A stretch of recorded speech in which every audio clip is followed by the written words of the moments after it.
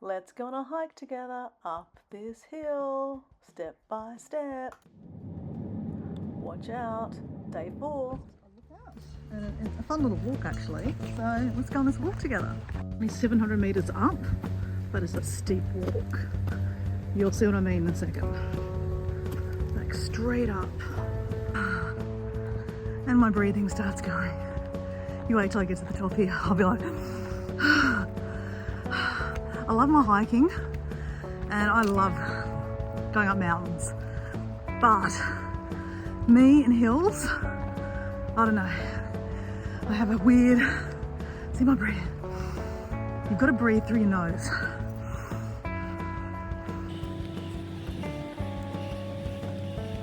So, let me tell you why I'm crap at going up hills. I think it's some kind of anxiety thing I have. I don't normally have anxiety, but, sorry, I'm breathing really heavy. But I once ticked off probably the biggest bucket list hike, which was going up to Everest Base Camp. I got there, just literally, it was friggin' hard. Did do lots of training, but I ended up getting the flu when I flew into Nepal, because it was summertime. So we went from summer to winter in Nepal in December, and I instantly got a flu. So can you imagine going up lots and lots of stairs when you can hardly breathe because your nose is full of snot? So yeah, it was hard. I ended up getting altitude sickness, but it was an amazing experience. I tell you, the Himalayas is something you need to see with your own eyes. I actually took my dad's ashes to base camp. Peekaboo! Now that's Mount Birbarum. Going up bitumen again. That's one of the Glasshouse Mountains. So when we get up here, you'll start seeing lots of mountains. Back to my story. So I have a feeling that the fact that I kind of forced myself emotionally, physically, mentally to get to base camp that day, to put my dad's ashes, because he always wanted to go to Everest and we always talked about it, and his brother had been twice, and I always kind of talked about it, but I was like, it's too hard, you know. And I met Diego and he said, well, you know, what's your biggest bucket list? And I'm like, probably Everest Base Camp. He's like, well, how come you haven't been? I'm like, because it's hard. He's like, well, don't you have to train? I'm like, yeah. He goes, well, can't you train? I'm like, no, I guess I could. It's like, I'll go. I'm like, okay, let's go. Then my dad got sick, and unfortunately he passed away, and I decided not to go in the process of him getting sick. And then after he passed away, I went, you know what? Life's short. Life is for living. And my father would want me to go. And then I thought, you know what? I'm going to take some of his ashes there. So he actually has gone.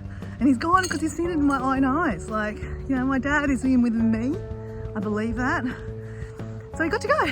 Basically, it was hell. The day getting to Everest Base Camp, man, I was like walking one step, and then 5-minute break, literally.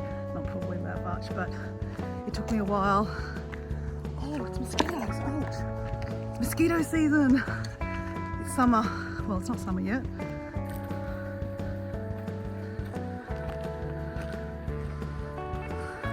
Trust me, it's pretty steep.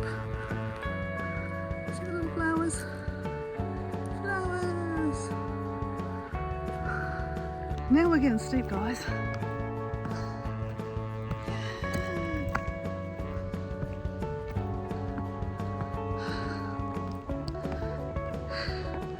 This is only, yeah, like I said, 700 metres, so it's only short, but it's a good one because it kind of gets your heart rate going. peekaboo.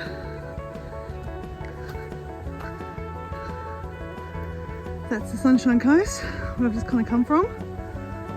And I'm going kind of just a bit north. I'll show you when we get at the top. Oh yeah, it's pine forest on either side. Wait till you see the mountains.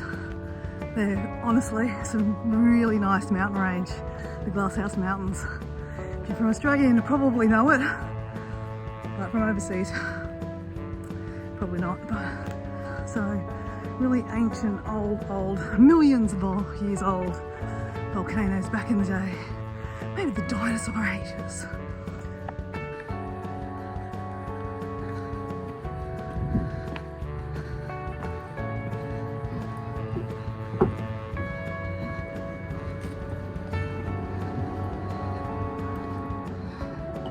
Ta-da!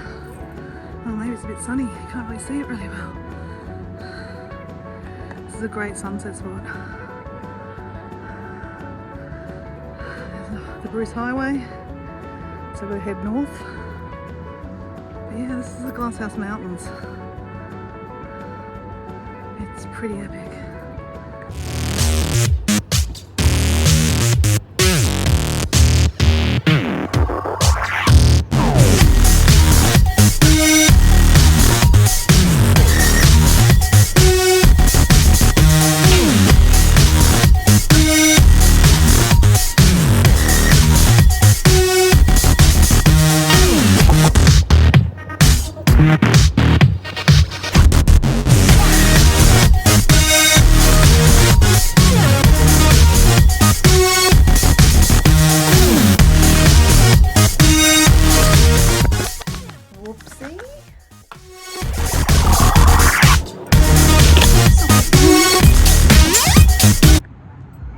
Like my view.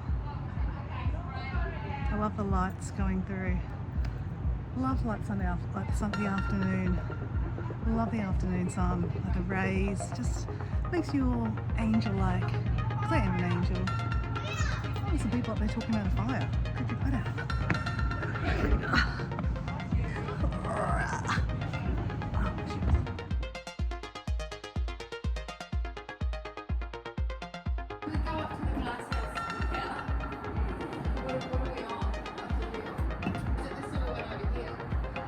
Oh, there is a fire over there.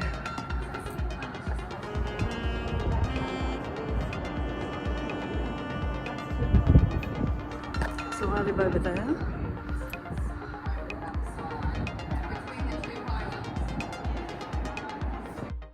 The Glasshouse Mountains are intrusive plugs, remnants of volcanic activity that occurred approximately 25 to 27 million years ago. Oh my god. Another great view at the top here. 360 meters. Obviously, nice to see. And the sunset's beautiful, just magical. As you can see, there's a whole clearing. I actually came up just before we cleared it all, just so I could get a good view. It's going to take a long time for these pine trees to grow back. And the just good pine trees and mountains. So pine trees here give us toilet paper, copy paper. I know that copy paper is not really that popular anymore, but we still use paper, and that's what the pine trees are for. Pine forest. I need to edit this and get it up and have a life other than this 30-day challenge.